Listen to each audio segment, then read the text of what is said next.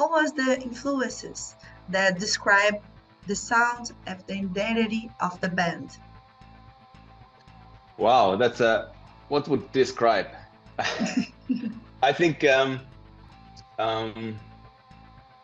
our sound is somehow, that's a difficult question.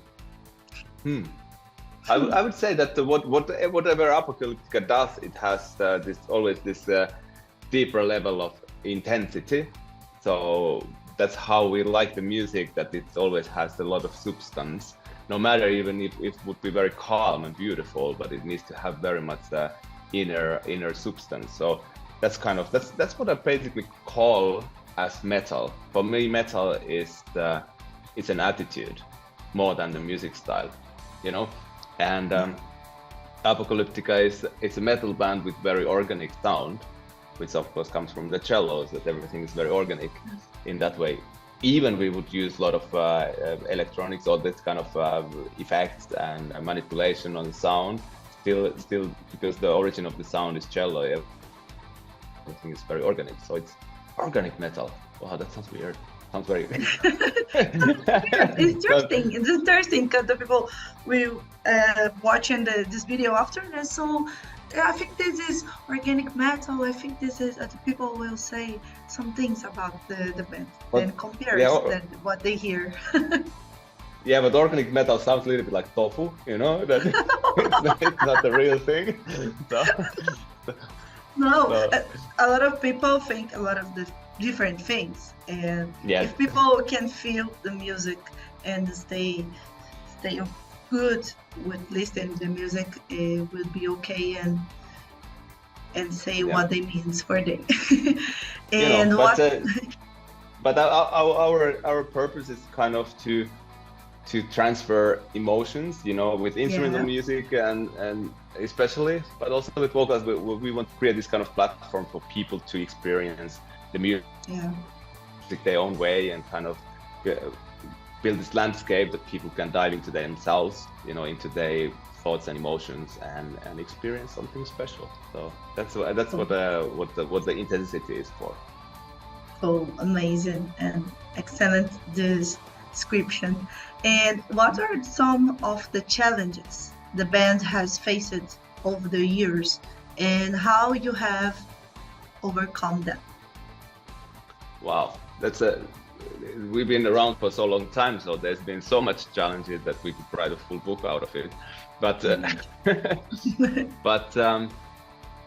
of course, there's been certain challenges to, for example, reach the audience. How to reach the audience, because we are not a genre-based band. You know, we do so many different styles. So which means that our fan base and audience, it's widespread all around.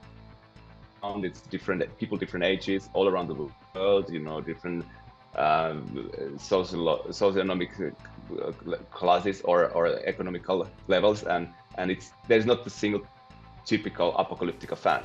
So I think that has been one of the biggest challenges during all the times, that, you know, how we reach all those people. Because if we do interviews for metal media, that reaches metal audience, but that's all our Apocalyptica audience is not in the metal audience, because there are so many different people. So I think that has been the biggest challenge, and I don't think we have even overcome that fully. they just overcome it, and it's okay. They come and you pass about it and you learn and keep going. Yeah, exactly.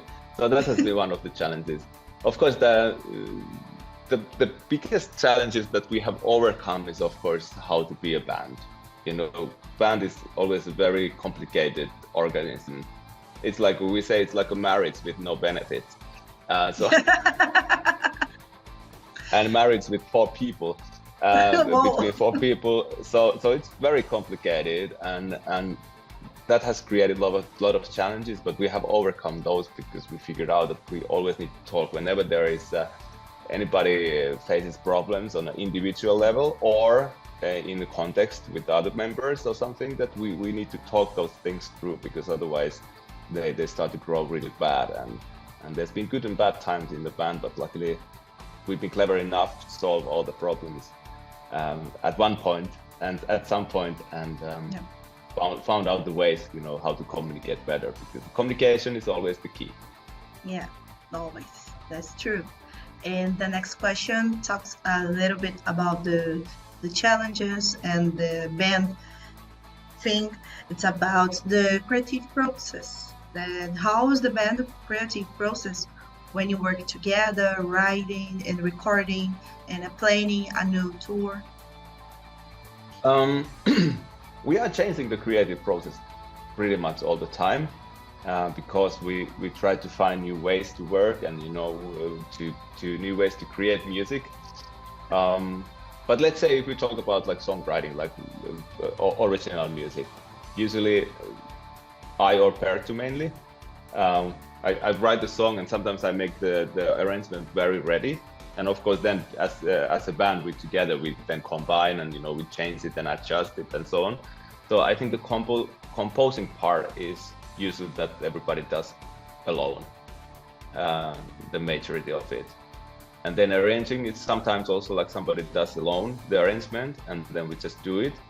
But more and more often it's like we do things together.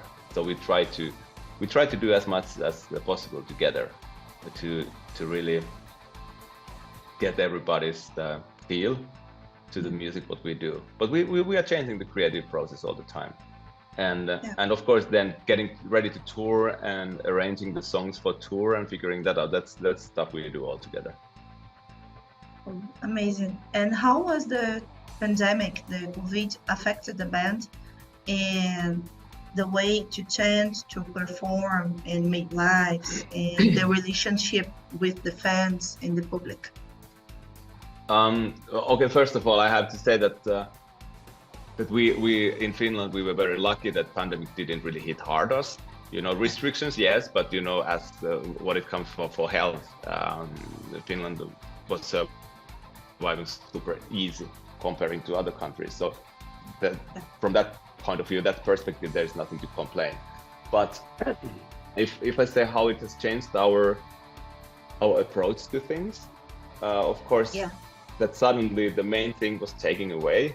You know, the touring, playing shows was totally taken away, and that disappeared. That also revealed that how fragile the whole thing is. That we need to actually create different kind of ways to communicate with fans and to serve fans, and also kind of to make music.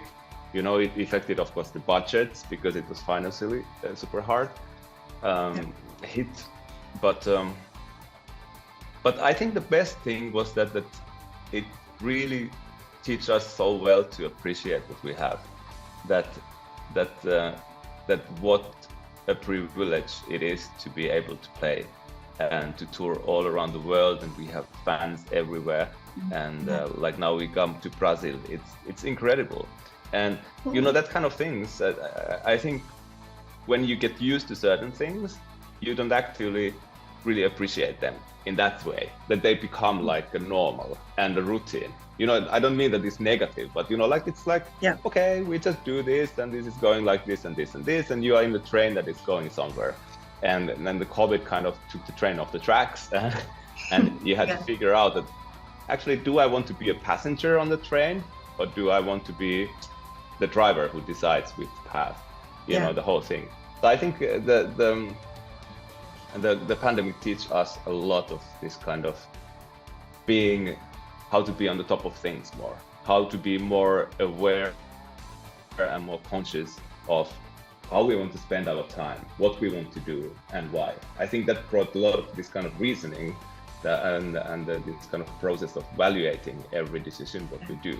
And I think that's been great, and now it's starting really to bring up a great outcome. We always been aware what we do, but, you know, when we are tired and exhausted and so on, and a lot of things are just coming to us, we just end up doing things because we can do them. But now it's turned more like, okay, what do we want to do, and what is really interesting? And I think that's a great. I think that's something that probably has happened to many people around the world in their personal life, that kind of reevaluate what is actually what I get excited about in this life. Should I actually do those things that actually excites me, or should I just do something that I don't really care? So, so that kind of things. So I think from that perspective, if we put just all the horror and all the terrible things that COVID had effects, if we put that just out of the conversation, I think it was in many ways it was great thing, or there was a lot of great things to take out of the pandemic situation. Okay, yes, I agree with you. And what the band's future plans and what the fans can expect for the band for this year, and what the fans can expect about the show here in Brazil. We are in Apocalyptica in such a state that we are more excited, inspired, motivated than probably ever before. Cool. And we have much more ideas that we can actually do. So which is a very positive situation. So this year is very much about touring. There's going to be shows in the autumn. There's going to be some other tours there, and now we do this epic tour in Europe, and of course then we come to South America, which is amazing. And we are starting to record the new album, which is going to be out sometime next year. So Apocalyptica machine is, grinding hard forward, and so everything is good. So it's like we are looking very far in the future, very bright, and of course we are super excited to come to play Sao Paulo. Yes. I think we play in Sao Paulo. Is it Sao Paulo? It's Sao Paulo and Summer Breeze? Or what is yes. Sao Paulo. Yeah. Yes. I remember right. Yes. I had to double check. Because, it's Sao Paulo. I'm from Rio de Janeiro. But Sao Paulo. Yeah. We have so many shows before the Latino. So I'm trying to focus always what is in front of me and not to think too much about what's coming up. But last visits in Brazil have been insane in a good way, like incredible. So we are looking forward so much to come back there, and I'm sure that people will be blown away with the show because, as said earlier, we are in great condition, great shape, and this show is going to be a combination of pretty much everything. It's Cell Zero, the last album stuff. It's going to be a little bit of Metallica, but not much actually, and a lot of stuff. We have probably 10 albums out or something. There's so much music out, so we have kind of combined a good structure out of those songs. And then we have Frankie Perez as a singer is joining us, so there's going to be some vocal tracks as well and so on. But it's going to be intense, energetic journey, which you will not forget. Fantastic. The fans are very anxious here, and yes, we are insane here with shows, with festivals. Yes. will be amazing. Will be amazing. Thank you so much to talk with me. I will be there at the Summer Breeze, and I will see you live. Thank you very much. Thank you very much. Thank you so much. Take care and see you then. Bye. See you then. Bye. Bye.